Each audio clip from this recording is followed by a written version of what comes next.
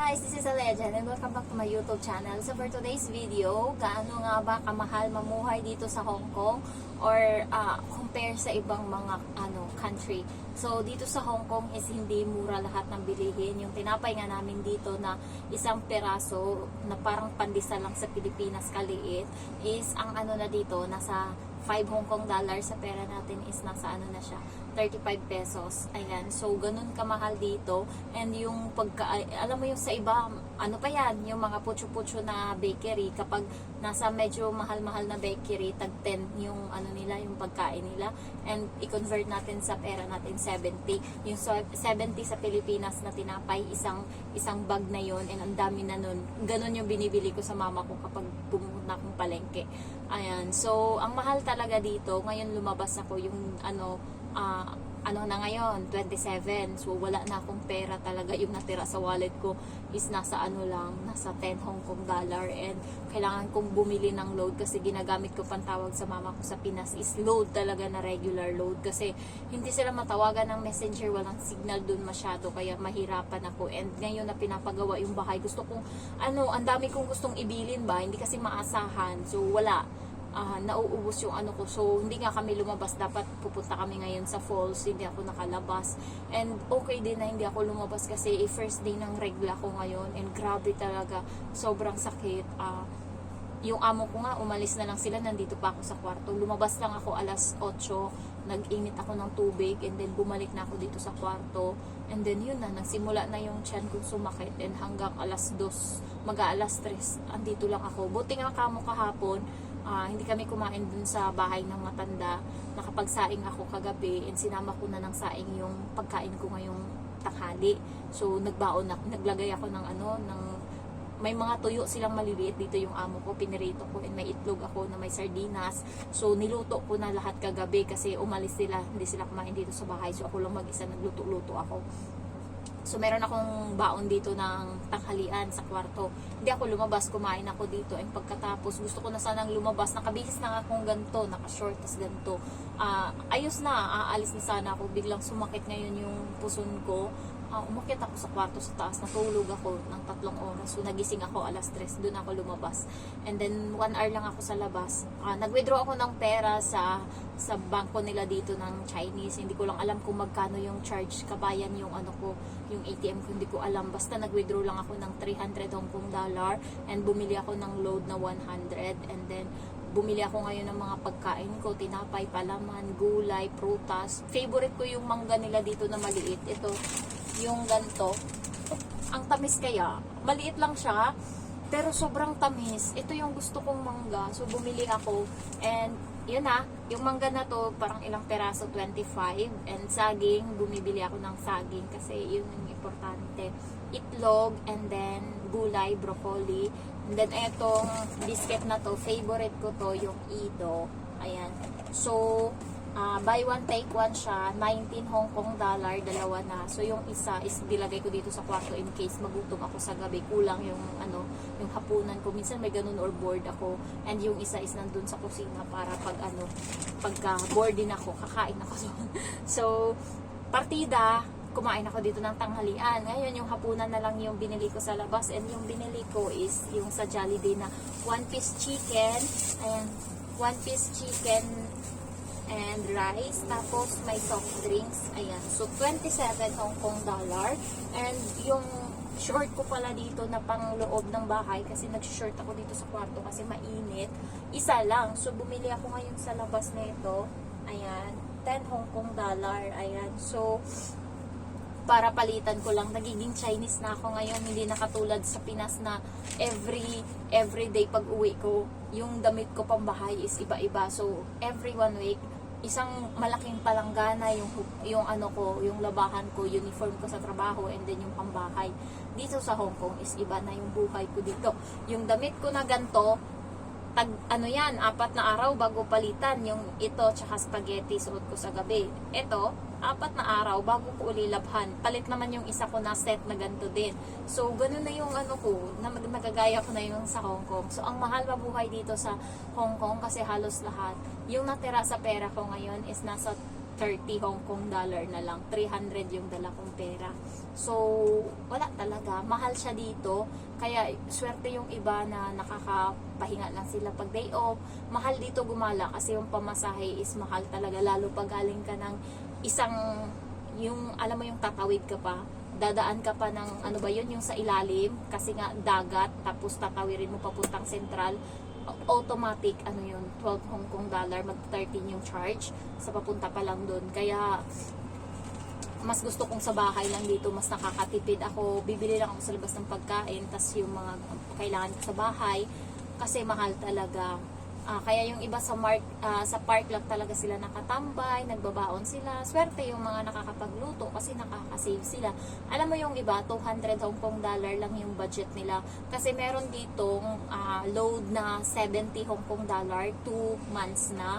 Kaso hindi ko mapalit-palitan tong SIM card ko na kabayan kasi nga advantage sa akin, may 10 minutes na tawag ako sa Pinas sa 100 na load, and also makakapag ako, unli data siya. Sumusuko tong isa Ito, 70 Hong Kong dollar, 2 months siya na load, kaso sumusuko siya sa upload kasi everyday bago ako matulog, tagtatatlong video yung ina-upload ko. Kaya minsan, suko talaga siya, nagno-notify na siya na nag-i-exceed na ako ng limit. Kaya ito talagang isa na cellphone yung kabayan, yung ginagamit ko pang upload kasi panlaban talaga yung data niya. Pero naman sa Facebook, dito ako sa kabila kasi malakas yung yung load niya, yung loading agad dire-diretso. So, kaya kailangan magtipid kayo kung maaari yung mga yung amo ko parang hindi ko naman ramdam na nagtitipid sila sa mga ibang bagay, pero sa pagkain nararamdaman ko talagang nagtitipid sila. Sabi niya nga sa akin, mahal daw yung renta dito ng bahay. Yung binabayaran namin sa bahay na to is nasa 40,000 Hong Kong dollar, pero yung sahod ata ng amo ko is nasa 100,000 naman, kaya may natitira pa talaga sa kanila. And then kuryente, tubig, lahat dito binibili. Pagka magdala talaga kayo, ito, meron akong Coke yan, tapos nilagyan ko ng tubig, nilagay ko sa ref, para in case, wala ka talagang bibilin sa labas. Mahal kasi yung tubig, nasa 5 Hong Kong dollar, yung ganito kaliit, mahal. And then, yung mga damit dito, okay na mag-ukay-ukay na lang pala, kasi maganda din yung sa ukay-ukay. Pero, hindi na ako nag-shopping ng damit, 2 months na. Simula nung last kong shopping is nung nakautang ako sa Prime, and ayun yung last ko na shopping ng damit. Tapos eto, puro na ako ukay pagkatapos nun. Hindi naman hindi na ako bumibili ng panglabas na mga damit. Ito na lang, pambahay na lang. Tapos ayun, ko lang, magtipid kasi nga yung bahay na pinapagawa ko, grabe talagang mahal. And parang nai-stress ako kasi yung mama ko nagsisinungaling. Sabi sa akin, nakabili daw siya ng ng buhangin, 6'2" daw yung isang malaking tapos tinanong ko yung pamangkin ko, wala naman daw buhangin sa bahay.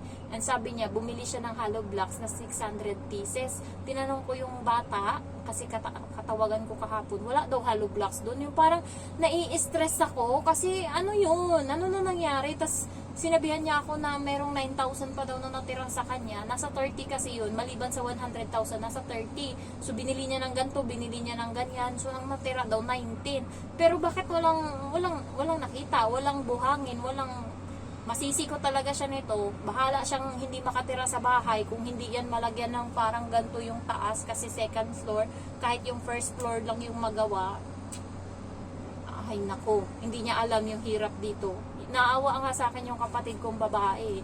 Sabi niya, titignan niya daw yung nagagawa kasi nga ang dami nila, 6. Dapat daw 4 lang talaga. Pala desisyon din tong Hindi ko kasi alam, wala naman akong alam sa pagpapagawa ng bahay. Kaya nung sinabi na 6 yung gagawa, edi gumuna ako, 7 nga dapat yan. Sabi ko 6 lang, bawasan ng isa. Sa labor pa lang sa isang buwan, nasa na yun, 75,000. Tapos sabi niya, 2 months daw yun gagawin yung bahay. Titigil ko yan, basta 1 month lang yung ko. And sabi ko sa mama ko, humingi ako sa kanya ng sako ng palay, kasi marami kaming palay. So nanghingi ako sa kanya ng 2 sako, tapos ipagiling yon, yung bigas nun ibigay doon sa magtatrabaho. Tapos sasabihin na ayan, pagkain nyo yan sa isang buwan. Kapag naubos nyo yan, edi kayo nang bumili, kasi parang labas talaga pag, di ba, pag nagtatrabaho daw, tanghalian lang yung yung sagutin ko kapag kasama pagkain. Doon sila titira sa amin kasi nga malayo yung pinanggalingan nila. So, parang naging abusado din sila kasi pumunta doon yung kontraktor sa bahay. Yung pamasahe is 150. Hiningan ako ng 500 balikan. So, parang doon palang abusado na. Isa na. And then, yung anak nun, kasi kakilala nga namin, yung anak nun kagabi, nag-message sa akin. Tapos, hindi ko lang alam, ang dami niya ng message hanggang sa napunta siya doon sa hindi ako nagre-reply, busy. Napunta siya doon sa nagtanong siya kung may GCash daw ako, pahingi daw or pautang. So, pagka ganun, sinabi ko sa kanya, wala akong GCash kahit meron. Abusado yan.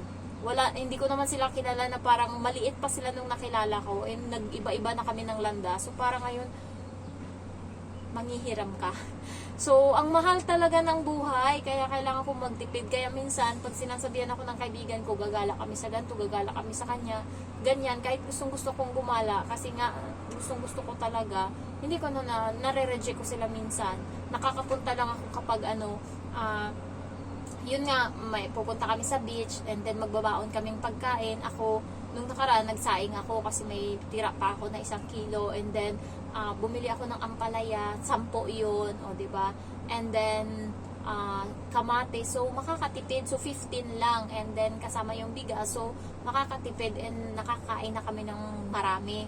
So okay yung ganon, yung nagluluto. Kaso panakaw lang yung luto ko nung time na yun, tulog pa yung amo ko, nagluto ako sa kusina ng ampalaya na may itlog. Buti nga kamo may itlog na ako na stock, kaya hindi na ako nagpapaano. Kasi minsan merong mga times na biglaan kaming may gala.